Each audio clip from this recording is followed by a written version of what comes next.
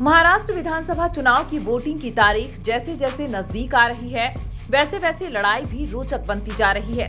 ऐसे में महाविकास अघाड़ी और महायुति दोनों ही गठबंधन अपने अपने सियासी समीकरण को मजबूत करने में लगे हैं। लोकसभा चुनाव में उत्तर भारतीय नेताओं को सभी दलों ने पूरी तरह से नजरअंदाज कर दिया था और एक टिकट नहीं दिया था, लेकिन विधानसभा चुनाव में फुल तवज्जो मिली है। बीजेपी की अगुवाई वाले महायुति और कांग्रेस की अगुवाई वाले महाविकास अघाड़ी में शामिल घटक दलों ने उत्तर भारतीय को उम्मीदवार बना रखा है। मुंबई इलाके की सीटों पर सबसे ज्यादा उत्तर भारतीय किस्मत आजमा रहे हैं। तकरीबन 14 उत्तर भारतीय प्रत्याशी अलग अलग दलों से मुंबई की सीटों पर चुनाव लड़ रहे हैं, जिसमें कुछ सीट पर मुकाबला भी उत्तर भारतीय बनाम उत्तर भारतीय के बीच है। इसी तरह से नवी मुंबई, मालेगांव, औरंगाबाद, भिवंडी जैसे इलाकों की सीटों पर भी उत्तर भारतीय नेता चुनावी मैदान में ताल ठोक रहे हैं। बीजेपी ने अपनी सबसे सुरक्षित सीट बोरीवली से संगठन में सक्रिय रहने वाले उत्तर भारतीय नेता संजय उपाध्याय को उतारा है। इनके सामने उद्धव ठाकरे ने शिवसेना से संजय भोसले को उतारा है। वसई विधानसभा से बीजेपी ने उत्तर भारतीय स्नेहा दुबे पंडित को उतारा है, जहां से कांग्रेस ने विजय पाटिल को उतारा है। कालीना विधानसभा सीट से बीजेपी ने आरपीआई 8 वाले कोटे से उत्तर भारतीय नेता अमरजीत सिंह को उतारा है। उनका सामना उद्धव सेना के वर्तमान विधायक संजय पोतनीस से है। ऐसे ही गोरेगांव सीट से बीजेपी ने विद्या ठाकुर को हैट्रिक मारने के लिए उतारा है, जहां उन्हें उद्धव ठाकरे की शिवसेना के दमदार समीर देसाई की चुनौती का सामना करना पड़ रहा है।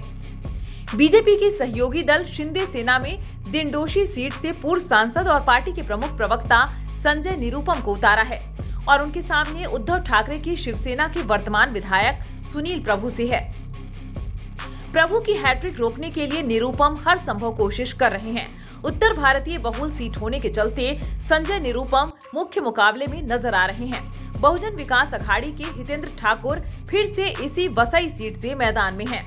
इसके अलावा भी कई सीट पर प्रकाश अम्बेडकर ने उत्तर भारतीय को प्रत्याशी बनाया है। महाविकास अघाड़ी गठबंधन की अगुवाई करने वाली कांग्रेस ने चारकोप विधानसभा सीट से उत्तर भारतीय नेता यशवंत जयप्रकाश सिंह को टिकट दिया है, जहां से उन्हें बीजेपी के विधायक उत्तर भारतीय नेता योगेश सागर से चुनौती मिल रही है। नाला सुपारा सीट पर कांग्रेस ने उत्तर भारतीय कार्ड खेलते हुए संदीप अमरनाथा पांडे को मौका दिया है। वहां से पांडे को बीजेपी के राजन नाइक, बहुजन विकास अघाड़ी के क्षितिज ठाकुर चुनौती देते नजर आ रहे हैं।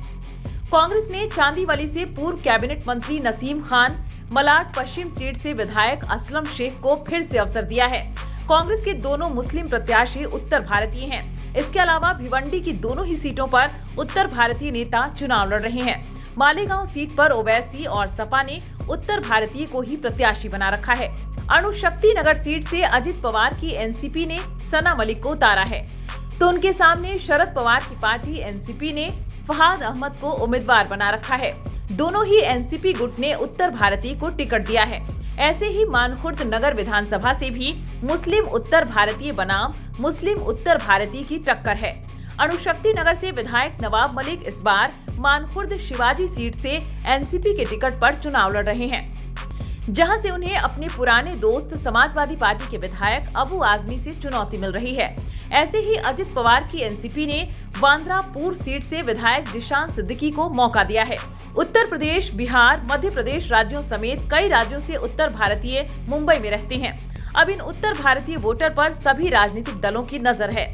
महाराष्ट्र में करीब 40 लाख वोटर उत्तर भारतीय हैं, जो अलग अलग सीटों पर बटे हुए हैं। मुंबई इलाके की 36 सीटों में 22 पर उत्तर भारतीयों, खासकर उत्तर प्रदेश के पूर्वांचल के वोटरों का खासा प्रभाव है। यूपी और बिहार के करीब 18 लाख प्रवासी अब मुंबई के वोटर भी बन चुके हैं। कालीना, कुर्ला, दहिसर, चारकोप, कांदीवली ईस्ट, बोरीवली, बागाठणे, वर्सोवा, गोरेगांव, दिंडोशी, जोगेश्वरी पूर्व और अंधेरी ईस्ट समेत कई सीटों पर इनका प्रभाव ज्यादा माना जाता है। महाराष्ट्र में कई ऐसी जगहें हैं जहां उत्तर भारतीय वोटरों का प्रभाव ज्यादा है। इसमें मुंबई, नवी मुंबई, ठाणे, कल्याण, पुणे, नागपुर, कोल्हापुर, अकोला, औरंगाबाद शामिल हैं। यहाँ उत्तर भारतीयों के वोट नतीजों पर प्रभाव डालने वाली स्थिति में हैं। ज्यादातर वह वोटर हैं जो रोजगार के लिए यहाँ आए। माना जाता है कि ये यहाँ की शिवसेना, मनसे, बहुजन विकास अघाड़ी जैसी पार्टियों के उठाए जाने वाले स्थानीय मुद्दों की जगह राष्ट्रीय पार्टियां उनकी पहली पसंद है। महाराष्ट्र में एक समय उत्तर भारतीय वोटर कांग्रेस का परंपरागत मानी है। कांग्रेस का जब से उत्तर भारतीयों ने साथ छोड़ा है तब से वह सत्ता से दूर हो गई है। अब उत्तर भारतीय बीजेपी के साथ खड़ा है, लेकिन बीजेपी भी कोई खास तवज्जो नहीं दे रही है। लोकसभा चुनाव में उत्तर भारतीय वोटर्स बीजेपी से बिदक गया, क्योंकि किसी भी उत्तर भारतीय को प्रत्याशी नहीं बनाया गया था। इसका फायदा कांग्रेस के नेतृत्व वाली महाविकास अघाड़ी को हुआ है। ऐसे में उत्तर भारतीय वोटों को साधने की कवायद के लिए भी राजनीतिक दलों ने विधानसभा चुनाव में अच्छा खासा टिकट दिया है। कृपाशंकर सिंह, संजय निरुपम, राजहंस सिंह जैसे नेताओं के कांग्रेस छोड़ने से पार्टी को बड़ा नुकसान हुआ है।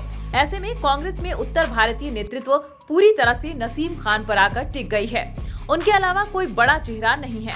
मुंबई कांग्रेस के कोषाध्यक्ष संदीप शुक्ला, अवनीश सिंह, डॉक्टर किशोर सिंह, अभय चौबे, अखिलेश यादव जैसे युवा चेहरा भी समाज में सक्रिय हैं।